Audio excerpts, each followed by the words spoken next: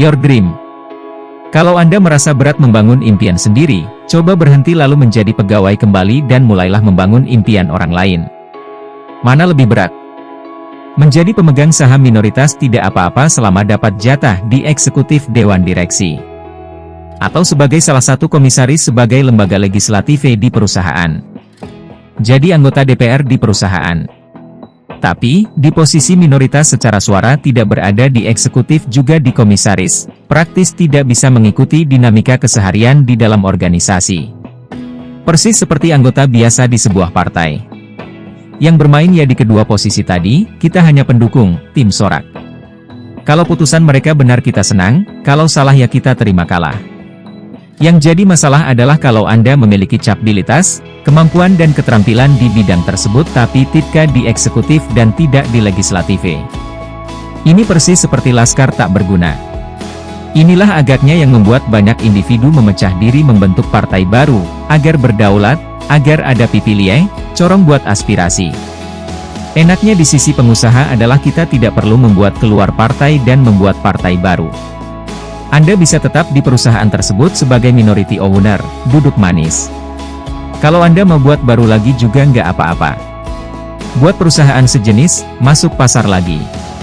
Perusahaan yang lama tidak bisa apa-apa juga pemegang saham mayoritasnya. Nggak ada aturan yang melarang Anda tidak boleh membuat perusahaan sejenis dengan mitra baru.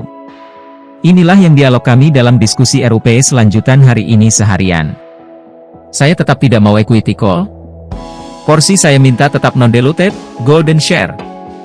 Mengenai pemenuhan kewajiban pinjaman 11,4M saya sarankan pinjam menggunakan BAN, atau direfinance bahasa lainnya. Nah disinilah perdebatan terjadi. Gak bisa Pak Woyek, kami sebagai pemegang saham mayoritas tidak setuju pinjaman lagi. Kami memilih equity. Benar yang dikatakan saya minoritas. Bahkan kalau voting saya kalah suara. Maka saya tidak mau voting. Mengenai pemenuhan kewajiban pinjaman 11,4M saya sarankan pinjam menggunakan BAN, atau direfinance bahasa lainnya. Begini Pak, Anda semua boleh punya pendapat, namun hal ini hingga posisi saat ini kontribusi masing-masing sebenarnya sama.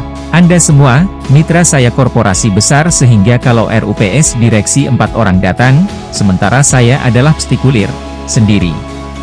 Saya lanjutkan, dari aset 600 juta di awal saat ini memiliki atau akan memiliki 95 RI 21M adalah keterampilan financial engineering yang disetujui bersama di awal kita memulainya.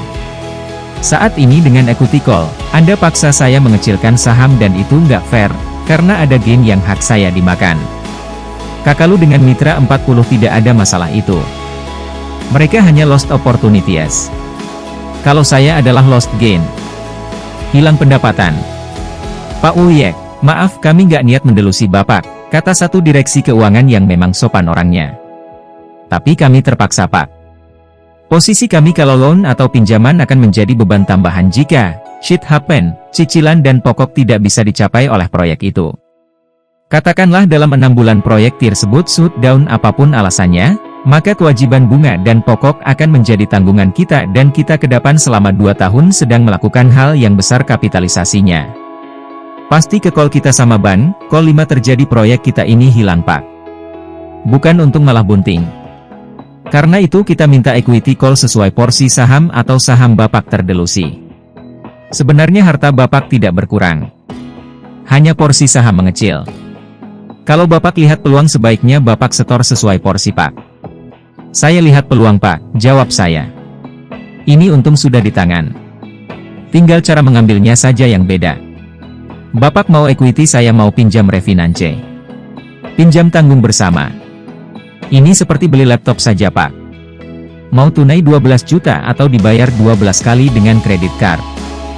Ada beban bunga memang tapi laptopnya kan buat kerja, yang bisa menghasilkan 12 juta dalam setahun kira-kira. Saya beranalogi. Benar Pak, tapi kalau dalam kurun waktu, shit happen, Pak. Bagaimana? Kami hanya ingin aman saja Pak. Bukan mau delute Bapak, mohon dipahami. Saya beranalogi. Benar Pak, tapi kalau dalam kurun waktu, shit happen, Pak. Saya memahami posisi mereka di mana saya katakan lagi, Pak, resiko itu ada, tapi kita ada 3 kontrak yang membuat secure dalam 5 tahun ke depan dan itu sangat calculated, alias marketing risk-nya hampir zero. Resiko penjualan dan revenue hampir tidak ada. Saya berargumen. Yaitu Pak, kenapa Bapak nggak nyetor saja? Tanya direksi satu lagi kepada saya. Ini dia nih dalam hati saya, orang kalau sudah punya mau sulit ditekuk.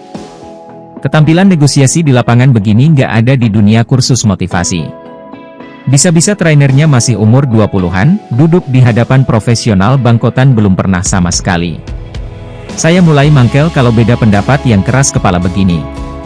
Namun saya ingat, vibrasi kesal saya naik, mereka akan tangkap dan baca dan pasti saya kalah. Kalau berhadapan sama macam tatap terus mata mereka. Sekali Anda geming berpaling Anda diterkamnya. Apalagi, your enemy can smell your fear, musuh MU bisa mencium rasa takut MU. Menjaga vibrasi jauh lebih penting daripada memilih kata yang tepat. Memilih mikro ekspresi terpancar dengan benar agar mereka tidak bisa membaca Anda jauh lebih penting. Kunci keduanya adalah menjaga hati stabil, tenang. Teori di kursus-kursus seperti mirroring, pacing leading dan banyak lagi istikah bisa jadi bubar karena mulai kesal atau panik. Black belt karateka jurusnya bisa bubar ketemu preman pasar tukang tusuk. Apalagi dikeroyok. Saya memilih ke toilet sebentar. Itu adalah cara saya menjaga jeda. Itulah cara saya biar mereka berdiskusi. Saya tahu pasti ada value yang saya argumenkan kena di salah satu mereka, biar mereka diskusi saya juga atur nafas dan grounding sebentar. Saya giberis sebentar. Saya mulai mangkel kalau beda pendapat yang keras kepala begini.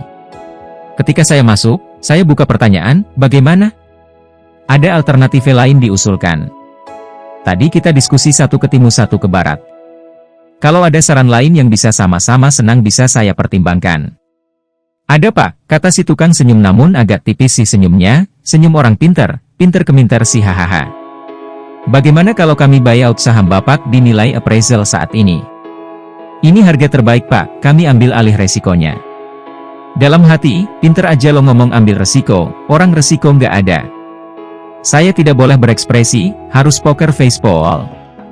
Setelah jeda sebentar, keempat orang yang duduk di hadapan saya, ditambah satu komisaris di sisi kanan ujung meja, ditambah 2 orang legal di samping saya tatap satu persatu. Menjaga vibrasi jauh lebih penting daripada memilih kata yang tepat. Lalu saya katakan, bagaimana kalau nilai sekarang kalikan 1,5 kali dari nilai sekarang saya ambil saham Bapak-Bapak 100N proyek Anda di P. Saya tahu itu kalian mau lepas. Saya beli bull price. No bargain. Harga borongan dan gak mau ditawar. Sekarang mereka bergeming, wajah kelima orang di depan saya bergeser mikro ekspresinya.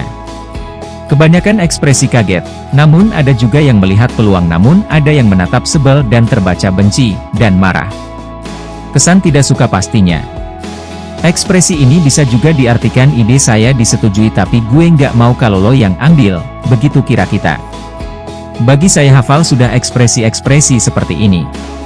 Selain makan sekolah 6 tahun, 25 tahun di dunia korporasi plus pengusaha membuat snap judgment saya kecil melesatnya, walaupun bisa saja salah. Mereka menjawab, kami minta waktu Pak. Dan saya jawab, jangan, saya tidak bisa menunggu, ya atau tidak itu saja putuskan. Toh yang rapat juga kalian berlima, waktu sekarang saja. Ini yang saya tahu, minta waktu, bisa membuat skenario bubar. Buy now dan scarcity keterbatasan yang saya gunakan. Saya nggak punya waktu, keluar ruangan ini nggak ada keputusan, penawaran batal. Saya tahu sekali di proyek P mereka sudah desperate, itu mungkin advantage posisi saya. Mereka tidak fokus di proyek PTA sekarang. Penawaran yang tidak bisa ditolak adalah solusi di proyek P tersebut. Info sebelum meeting akan persoalan mereka di P menjadi solusi bersama sekarang. Mereka keluar saya dapat aset solvabilitas baru. Saya keluar ruangan berpikir. Bagaimana cara saya bayar nilai 1,5 kali nilai proyek tersebut? Dalam dunia poker. Ini bullfinger takan, gebrakan di meja, saya masuk dengan cek tertulis. Kartu saya sebenarnya hanya 2 pair. Kartu mereka saya yakin lebih baik minimum ada trace bahkan full house. Namun saya yakin mereka keder jiper dengan taruhan di meja saja saat ini yang saya letakkan. Sekarang saya sudah tulis cek di meja, cek itu masih kosong. Saya berpikir keras bagaimana mengisinya. Baik, kita lanjut chapter berikutnya ya. Jangan lupa like, komen dan share.